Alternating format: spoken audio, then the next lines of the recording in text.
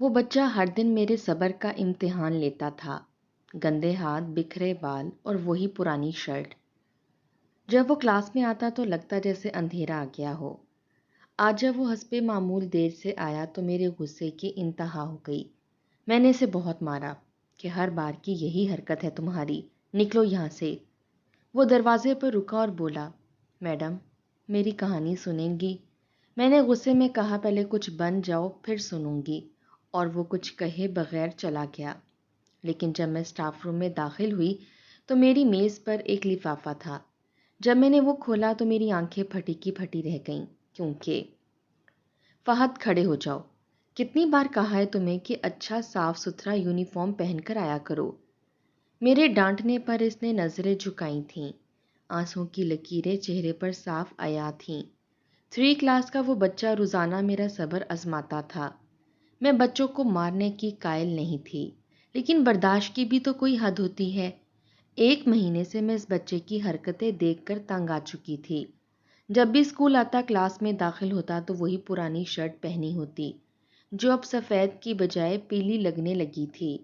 بکھرے بال، گندے مٹی سے بکھرے ہاتھ، چہرے پر بھی مٹی، جوتے وہ کئی جگہ سے ذرا ذرا سے پھٹے ہوئے، ایک موزہ لمبا تو دوسرا چھوٹا۔ مجھے سمجھ نہیں آتا تھا کہ آخر اس لڑکے کے ساتھ مسئلہ کیا ہے۔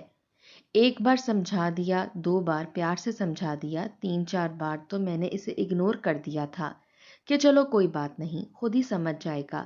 لیکن ڈسپلن بھی تو کسی چیز کا نام ہوتا ہے۔ میں ویسے بھی نفیس طبیعت کی مالک تھی، مجھے صفائی ستھرائی بہت پسند تھی، اور میری کلاس کے بچے بالکل صاف ستھرے ہوتے تھے۔ وہ بچہ اتنا گندا ہوتا تھا کہ اس کے ساتھ کوئی بھی بچہ بیٹھنے کے لیے تیار ہی نہیں ہوتا۔ سب ناک منہ چڑھاتے، کہتے ٹیچر اسے کسی اور کے ساتھ بٹھا دیں۔ اس لیے وہ ہمیشہ آخری سیٹ پر جا کر بیٹھتا اور اس کے ساتھ کوئی بھی نہیں بیٹھتا تھا۔ جہاں وہ بیٹھتا تھا وہاں پنکھے کی ہوا بھی ٹھیک سے نہیں آتی تھی، حالانکہ اس کا قد باقی بچوں سے کچھ کم تھا، اس لیے اسے صاف طور پر بلیک بورڈ بھی نظر نہیں آتا تھا۔ ایسے بچوں کو میں ہمیشہ اگلی نشستوں پر بٹھاتی تھی، لیکن وہ اتنا گندا تھا کہ میرا اپنا بھی دل نہیں چاہتا کہ اسے آگے بٹھاؤں۔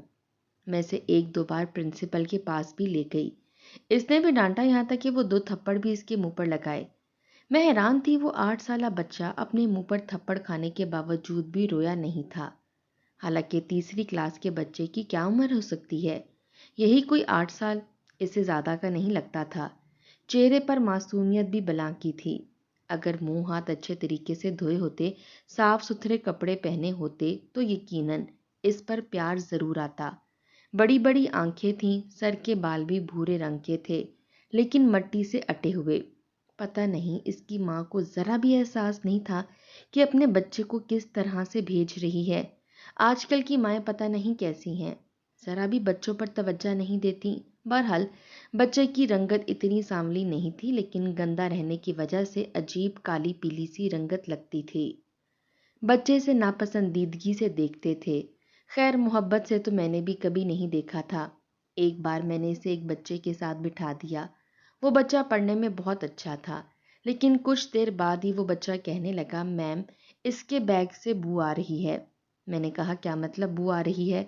کہنے لگا، اس کے بیگ سے بو آ رہی ہے، مجھے الٹی جیسا لگ رہا ہے، میں اس کے ساتھ نہیں بیٹھوں گا۔ میں نے کہا، ادھر آؤ میرے پاس۔ وہ آ گیا، نظریں جھکائے۔ میں نے کہا، کیا ہے تمہارے بیگ میں؟ تو نفی میں سر ہلانے لگا، کہنے لگا، کچھ نہیں مس۔ میں نے کہا، فہد اپنا بیگ لے کر آؤ۔ وہ چھوٹے چھوٹے قدم اٹھاتا ہوا گیا، اپنا بیگ پکڑا اور مجھے لا کر دیا۔ جیسے ہی میں نے بیگ کی زپ کھولی، میرا دماغ چکرا گیا۔ اتنی بو تھی، جب میں نے دیکھا تو باسی کھانے کی چیزیں پڑی ہوئی تھیں۔ میرا تو جی متلانے لگا۔ میں نے کہا، فہد یہ کیا ہے؟ وہ نظریں چرانے لگا۔ میں نے کہا، ادھر آؤ۔ مجھے اس پر اتنا غصہ آیا کہ میں نے اس کے کان پکڑ کر مروڑ دیے۔ وہ سی سی کرنے لگا۔ میں نے کہا، تمہیں شرم نہیں آتی؟ بدبودار چیزیں اپنے بیگ میں بھر کر لے کر آتے ہو، گندے کپڑے رکھتے ہو، اپنا حلیہ دیکھو، تم اسٹوڈنٹ کم اور فقیر زیادہ لگ رہے ہو، چلو جاؤ اسے کچرے میں پھینک کر آؤ۔ وہ نفی میں سر ہلانے لگا، کہنے لگا، نہیں کچرے میں نہیں پھینکوں گا۔ میں نے ایک زوردار تھپڑ اس کے رخسار پر مار دیا۔ میری پانچوں انگلیاں اس کے رخسار پر چھپ گئی تھیں، لیکن عجیب بچہ تھا، ایک آنسو اس کی آنکھ سے نہیں نکلا تھا، بس ڈٹھائی سے کھڑا رہا۔ میں نے کہا میرا اسکول ہوتا نا تو میں تمہیں کھڑے کھڑے اسکول سے نکال دیتی، اتنے تم بدتمیز قسم کے بچے ہو۔ میں نے اپنی زندگی میں تمہاری عمر کا اتنا بدتمیز اور بدلحاظ لڑکا نہیں دیکھا، اور نہ ہی اتنا گندا۔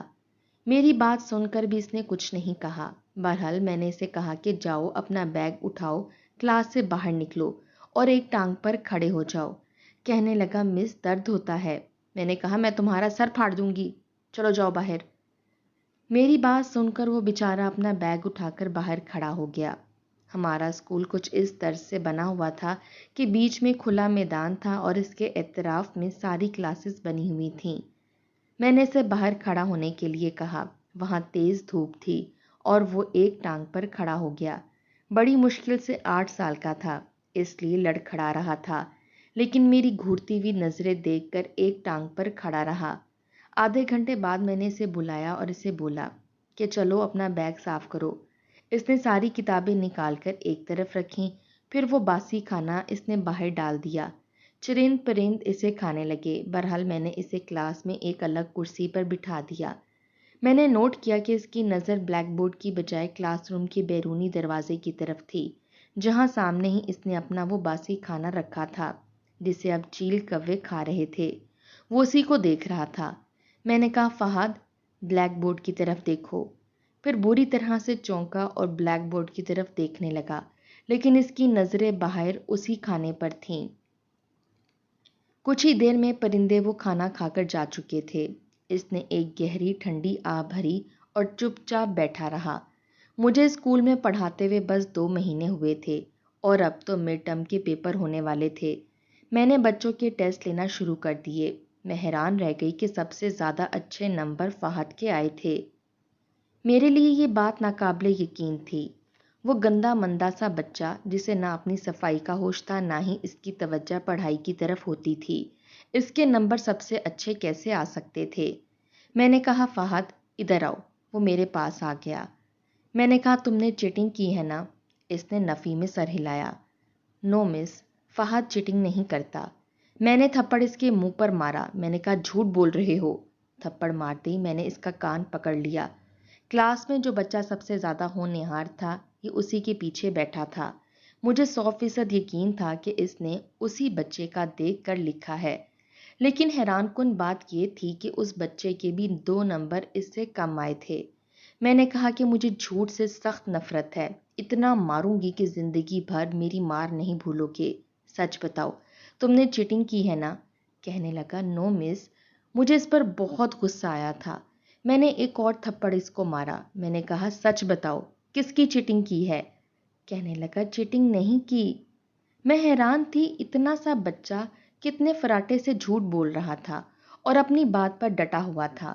میں جانتی تھی کہ وہ پڑھائی میں اچھا نہیں ہے۔ میں نے پھر سے اس کو تھپڑ مارا۔ پتہ نہیں کیوں مجھے اس بچے سے ضد سی ہونے لگی تھی۔ ہر بار وہ یہی کہتا مس میں نے چیٹنگ نہیں کی، اور دوسری حیران کن بات میرے لیے یہ تھی کہ وہ رو نہیں رہا تھا، اس کی آنکھ میں ایک بوند آنسو کی نہیں تھی، اور یہ بات ایک 8 سال کے بچے سے میں ایکسپیکٹ نہیں کر سکتی تھی۔ چھوٹے بچے تو تھپڑ کھانے سے پہلے ہی رونا شروع کر دیتے ہیں تاکہ مس ان کے منہ پر تھپڑ نہ مار دیں۔ یہ کیسا عجیب بچہ تھا، رو نہیں رہا تھا، مار کھائے جا رہا تھا، سچ بھی نہیں بول رہا تھا۔ بہرحال میں نے اپنے ہی غصے پر کچھ قابو کیا۔ اسے کہا چلو اٹھ کر بیٹھک کرو۔ پتہ نہیں کیوں مجھے اس بچے پر ترس ہی نہیں آتا تھا، حالانکہ چھوٹا سا تھا، معصوم سا بچہ، لیکن میرے لیے وہ ایک ضد بن چکا تھا۔ ایک تو اس کے گندے کپڑے، اس کے مٹی سے اٹے ہاتھ اور منہ، بکھرے بال، ٹوٹا جوتا دیکھ کر ہی میں تب جاتی تھی۔ میں نے کبھی اس بچے سے پیار سے بات نہیں کی تھی۔ بہرحال وہ بچہ اٹھک بیٹھک کرنے لگا۔ ابھی بھی اس کی آنکھ میں آنسو نہیں تھے۔ میرے لیے وہ بچہ ایک عجیب و غریب قسم کی مخلوق کا تھا۔ بچے روتے تھے، وہ روتا نہیں تھا۔ جتنے مرضی اس کو تھپڑ مار لو چپ چاپ کھاتا رہتا تھا، اپنی بات سے ٹس سے مس نہیں ہوتا تھا۔ بہرحال اگلے روز جب میں اسکول آئی تو سیدھا میڈم کے پاس گئی تھی۔ میں نے کہا کہ آپ نے اس بچے کو اسکول میں رکھا کیوں ہے؟ یہ ایک گورنمنٹ اسکول تو نہیں ہے، ایک پرائیویٹ انگلش میڈیم اسکول ہے۔ آپ نے اس بچے کا یونیفارم دیکھا ہے؟ کتنا پرانا ہے، پھر بھی آپ اسے اسکول سے نکالتی نہیں ہیں۔ اگر میں آپ کی جگہ ہوتی تو اس بچے کو نکال دیتی۔ وہ کہنے لگی اس کا یونیفارم پرانا ہے لیکن پڑھائی میں اچھا ہے۔ میں میڈم کی بات سن کر حیران ہوئی تھی۔ کہنے لگی فیس ٹائم پر دیتا ہے۔ میں نے کہا کبھی اس کی والدہ پیرنٹ میٹنگ میں آئی ہیں؟ کہنے لگی نہیں، بس داخلہ کروانے کے لیے آئی تھیں، اس کے بعد سے نہیں آئیں۔ منت سماجت کر کے گئی تھی کہ میرے بیٹے کو پڑھنے دینا، اس لیے میں نے اس بچے کو نہیں نکالا۔ بس سمجھ لو کہ پتہ نہیں کیوں میں اسے نکال نہیں پائی۔ میڈم کی بات میرے لیے کچھ حیران کن سی تھی، اتنا بھی کوئی بریلینٹ قسم کا اسٹوڈنٹ نہیں تھا۔ پھر مجھ سے کہنے لگیں کیا تم نے کل اس بچے کو ٹیسٹ پر مارا تھا؟ میں نے کہا جی ہاں، اس نے چیٹنگ کی تھی۔ میڈم کہنے لگیں ایسا نہیں ہے، وہ شروع سے پڑھائی میں اچھا ہے، ہمیشہ فرسٹ آتا ہے، اس نے کسی کی چیٹنگ نہیں کی۔ یہ سن کر میں کچھ حیران ہوئی تھی۔ میری زندگی کا شاید یہ پہلا بچہ تھا جو عجیب و غریب قسم کا تھا۔ پھر کہنے لگیں کہ وہ پہلی کلاس میں بھی پوزیشن لیتا رہا۔ میڈم کی بات پر مجھے یقین نہیں آ رہا تھا۔ بہرحال میں اپنی کلاس میں آ گئی۔ پہلی بار میں نے فہد کو غور سے دیکھا تھا۔ وہ بس ایک نظر ہی کتاب پر دوڑاتا تھا۔ بلیک بورڈ پر جب میں اسے میتھ کا کوئی سوال سمجھاتی تو بس ایک بار دیکھتا اور پھر اپنی کاپی پر حل کرنے لگ جاتا۔ اس کا ہاتھ اپنی کاپی پر بڑی تیزی سے چلتا تھا۔ میں نے ایک بار اس کی کاپی دیکھی تو اس کی رائٹنگ بہت زیادہ اچھی نہیں تھی، لیکن سوال میں کوئی غلطی بھی نہیں تھی۔ میں نے اسے کہا کہ ادھر آؤ، شاید وہ مجھ سے ڈرنے اور گھبرانے لگا تھا۔ میرے پاس آ گیا، کہنے لگا یس مس۔ میں نے کہا بلیک بورڈ پر سوال تو حل کرو۔ اس نے میرے ہاتھ سے چاک لیا اور وہ سوال 1 منٹ کے اندر اندر حل کر کے دکھا دیا، جو بالکل درست تھا۔ میں نے اس جیسے اسے 3 سوال بلیک بورڈ پر کروائے، اس نے تینوں حل کر کے دکھا دیے۔ مجھے اس بات کا یقین ہو گیا تھا کہ وہ پڑھائی میں اچھا ہے، لیکن پھر اس کا حلیہ ایسا کیوں ہے؟ انہی دنوں میرے رشتے کی بات چل رہی تھی۔ میری والدہ میری شادی کرنا چاہتی تھیں۔ بہرحال میں اپنے گھر کے جھمیلوں میں پھنس گئی۔ رشتے والے آئے، مجھے دیکھا اور پسند بھی کر لیا۔ حالانکہ یہ سلسلہ پچھلے 4 سال سے چل رہا تھا، لیکن اب جا کر میری بات پکی ہوئی تھی۔ ان کو چند مہینے کے اندر شادی چاہیے تھی اور رشتہ اسی بات پر طے ہوا تھا کہ میں اپنی نوکری جاری رکھوں گی، کیونکہ میرے منگیتر عرفان کی آمدنی بہت زیادہ نہیں تھی۔ اس لیے میری ساس نے پہلے ہی کہہ دیا تھا کہ دونوں مل کر ہی گھر چلا سکتے ہیں۔ میری والدہ نے بھی رشتہ طے کر دیا تھا۔ مجھے اس بات پر کوئی اعتراض بھی نہیں تھا۔ کام تو میں ماں باپ کے گھر بھی کر رہی تھی، بعد میں بھی کرتی رہتی، اور اسکول کی تنخواہ بھی اچھی تھی۔ بہرحال ان دنوں شادی کی شاپنگ میں مصروف رہی، اس لیے میں نے فہد پر زیادہ توجہ نہیں دی۔ ایک بار میں شاپنگ میں مصروف تھی جب میں نے وہاں پر فہد کو دیکھا۔ مارکیٹ کے ایک کونے میں کچرا کنڈی تھی اور وہ اسی کچرا کنڈی سے کچھ نکال رہا تھا۔ مجھے اسے دیکھ کر گھن سی آئی تھی۔ عجیب گندا بچہ تھا۔ بہرحال اس سے پہلے کہ میں اس کے پاس جاتی اور اس سے پوچھتی کہ اس گندے اور کچرے میں کیا کر رہے ہو، میری والدہ کہنے لگیں چلو چلو جلدی کرو، دیر ہو رہی ہے، عائزہ کا فون آیا ہے، تمہاری ساس گھر پر آئی ہیں۔ میں حیران تھی کہ وہ اتنی جلدی کیوں آ گئیں۔ عائزہ میری چھوٹی بہن کا نام تھا۔ بہرحال ہم لوگ گھر گئے۔ میری ساس میرے ناپ کا جوڑا اور میرے ناپ کے جوتے لینے آئی تھی تاکہ بری کے کچھ جوڑے اور جوتے خرید سکیں۔ میں اگلے روز جب اسکول گئی تو فہد نہیں آیا تھا، اور یہ اس کا روز کا کام تھا، ہمیشہ کلاس میں لیٹ ہی آتا تھا۔ آج مجھے اس کا انتظار تھا۔ میں سوچ چکی تھی کہ آج اسے پوری کلاس کے سامنے بہت ذلیل کروں گی۔ اتنا گندا بچہ میں نے اپنی زندگی میں نہیں دیکھا تھا۔ کچھ دیر بعد وہ آیا، ایک نظر مجھے دیکھا، پھر نظریں جھکا کر کہنے لگا میڈم جی میں اندر آ سکتا ہوں؟ میں نے کہا ہاں آؤ، اور ادھر آؤ میرے پاس۔ وہ میرے پاس آ گیا۔ میں نے کہا کہاں سے آئے ہو؟ کہنے لگا مس جی گھر سے آیا ہوں۔ میں نے کہا کل میں نے تمہیں بازار میں دیکھا تھا، تم کچرے میں کیا ڈھونڈ رہے تھے؟ تمہارا دماغ تو خراب نہیں ہے؟ تم اتنے غلیظ انسانوں کے کچرے میں گند میں ہاتھ ڈالتے ہوئے تمہیں شرم نہیں آتی؟ میری بات سن کر اس نے پوری کلاس کی طرف دیکھا۔ سب بچے اسے ناپسندیدگی سے اور ناگواری سے دیکھ رہے تھے۔ وہ نظریں چرا گیا۔ میں نے کہا کیا کر رہے تھے وہاں، بتاؤ مجھے۔ کہنے لگا کچھ نہیں۔ میں نے کہا فہد بتاؤ کیا کر رہے تھے؟ کہنے لگا میڈم جی کچھ نہیں کر رہا تھا، میں گندا ہوں نا، اس لیے مجھے عادت ہے کچرے میں رہنے کی، آپ چاہیں تو ڈنڈا مار دیں۔ یہ کہتے ہوئے اس نے اپنے مٹی سے اٹے ہوئے ہاتھ میرے سامنے کر دیے۔ میں نے بھی رعایت نہیں بخشی۔ ہاتھ میں پکڑی اسٹک سے میں نے اس کے ہاتھ پر زور سے اسٹک ماری۔ یہ پوری اسٹک ہی اس کے ہاتھ پر زور سے لگ چکی تھی، لیکن آنکھ میں آنسو نہیں تھا۔ میں نے کہا بہت ہی ڈھیٹ انسان ہو، دیکھ لینا آگے جا کر ناکامیوں کا ہی منہ دیکھو گے۔ اس بات پر اس نے برجستہ میری طرف دیکھا۔ پہلی بار میں نے اس کی آنکھ میں بے بسی دیکھی تھی۔ کہنے لگا میڈم جی مار لیں، سزا دے دیں، بس بد دعا نہ دیں۔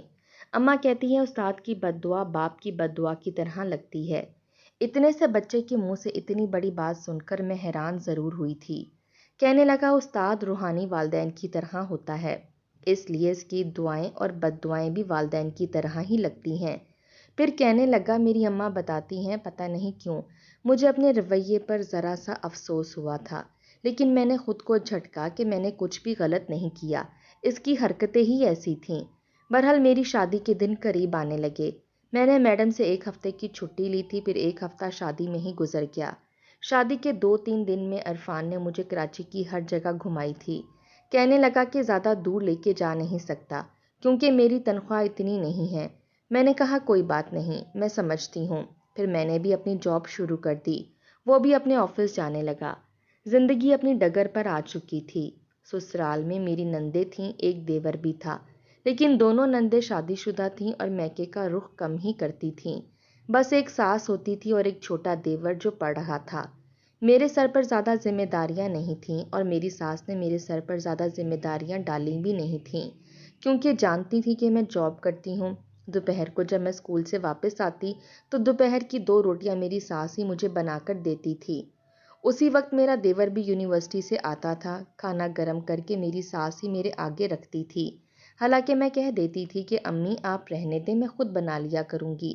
وہ کہتی کوئی بات نہیں، میں ذوالفقار کے لیے بھی تو بناتی ہوں، تو 2 روٹیاں تمہاری مجھے چبھیں گی۔ کوئی بات نہیں بیٹا، ایک دوسرے کا ساتھ دینے سے ہی زندگی آسان ہوتی ہے۔ میں خوش تھی کہ میری ساس بہت اچھی تھی۔ کھانا کھانے کے بعد میں کچھ دیر آرام کرتی اور پھر رات کا کھانا میں خود ہی بناتی تھی، اور اتنا سالن بناتی تھی کہ اگلے روز دوپہر کو بھی چل جائے، اور آٹا بھی اچھا خاصا گوندھ دیتی تھی۔ رات کے کھانے کی ساری ذمہ داری مجھ پر تھی۔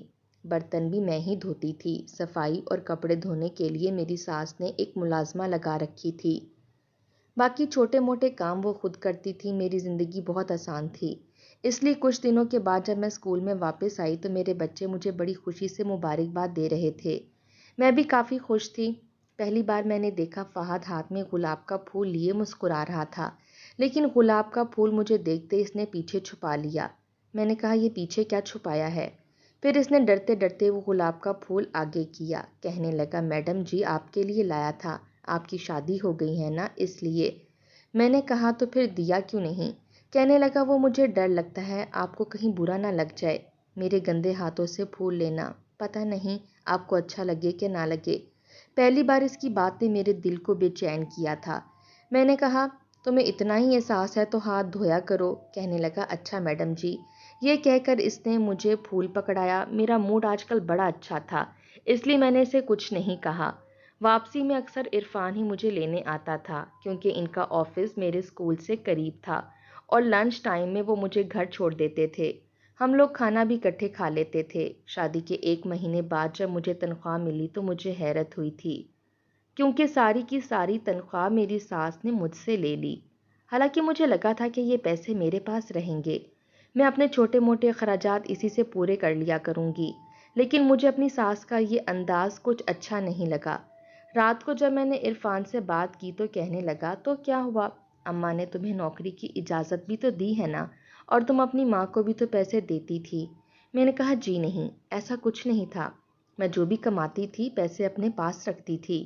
انسان کی 100 ضروریات ہوتی ہیں، اب کیا اپنے کمائے ہوئے پیسے میں آپ کی ماں کے ہاتھ میں رکھوں گی اور پھر اپنی ہر ضرورت کے لیے ان سے مانگا کروں گی؟ کتنا عجیب لگے گا۔ وہ کہنے لگے کچھ عجیب نہیں لگتا، میں بھی تنخواہ اماں کے ہاتھ میں رکھتا ہوں، جب ضرورت ہوتی ہے تو مانگ بھی لیتا ہوں، وہ میری ماں ہے، ماں سے مانگنے میں شرم نہیں آتی۔ میں نے کہا لیکن مجھے یہ سب اچھا نہیں لگا۔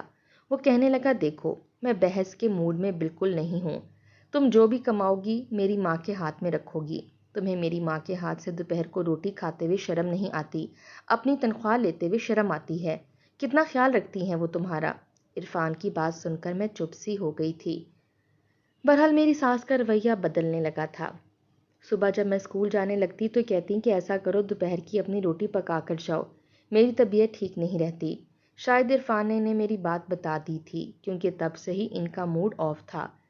میں اپنے لیے روٹی پکا کر جاتی تھی ورنہ آ کر پکا لیتی تھی۔ جب میں دوپہر کو آ کے اپنے لیے روٹی بنانے لگی تو کہتی ہیں ذوالفقار بھی آنے والا ہے، ایک روٹی اس کی بھی پکا دینا اگر تم پر بوجھ نہ ہو تو۔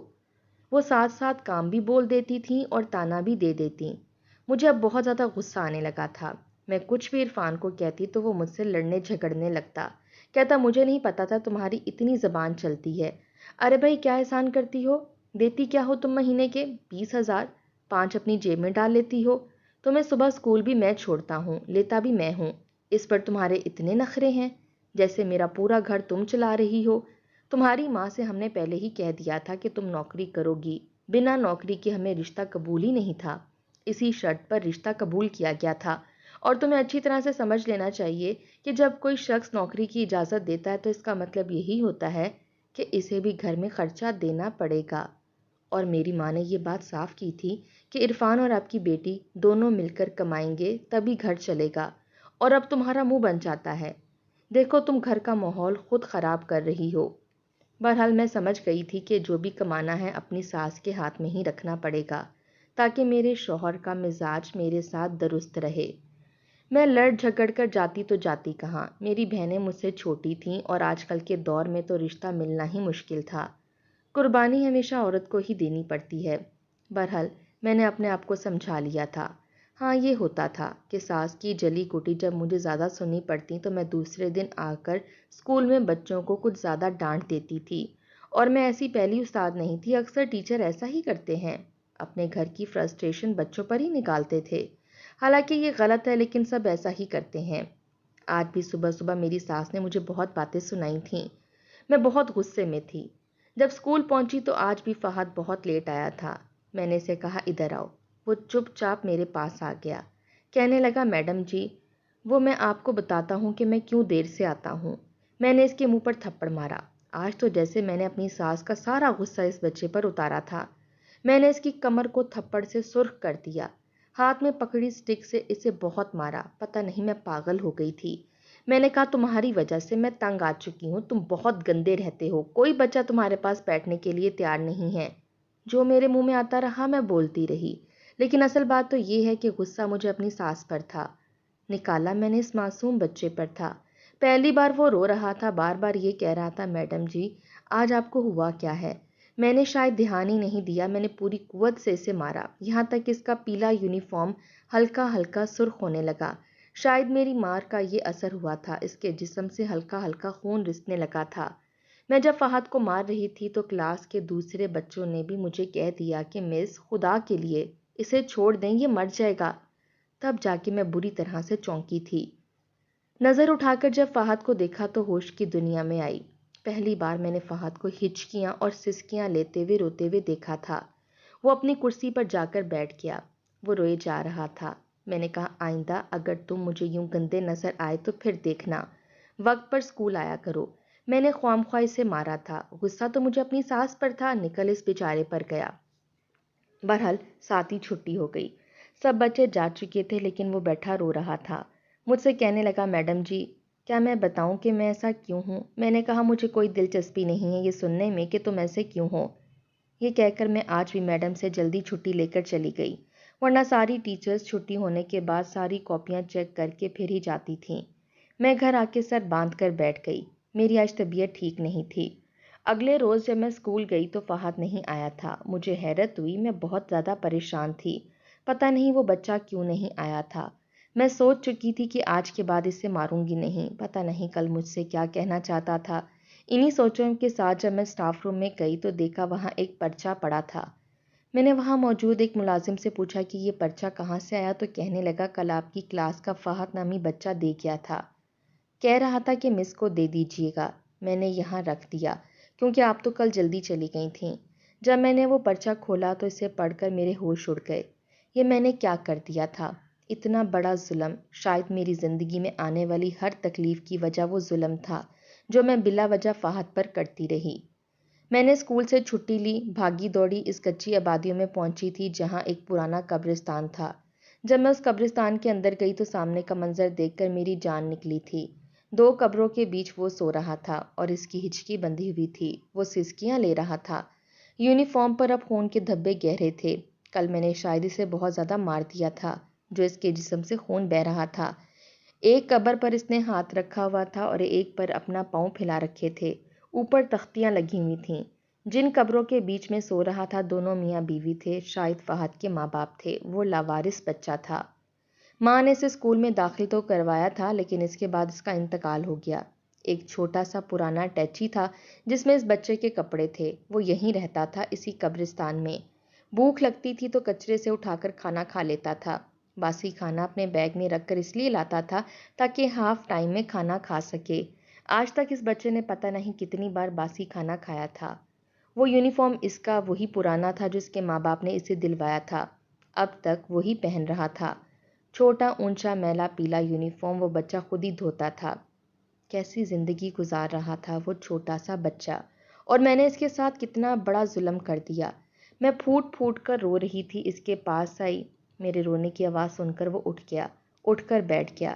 کہنے لگا، میڈم جی روئیں مت، آپ روتی ہیں تو مجھے دکھ ہوتا ہے۔ اپنی تکلیف بھولے وہ میرے آنسو اپنے ہاتھوں سے صاف کر رہا تھا۔ اب مجھے پتا چلا تھا کہ اس کے ہاتھ مٹی سے کیوں بھرے ہوتے تھے۔ اپنے ماں باپ کی قبر کے بیچ وہ سوتا تھا۔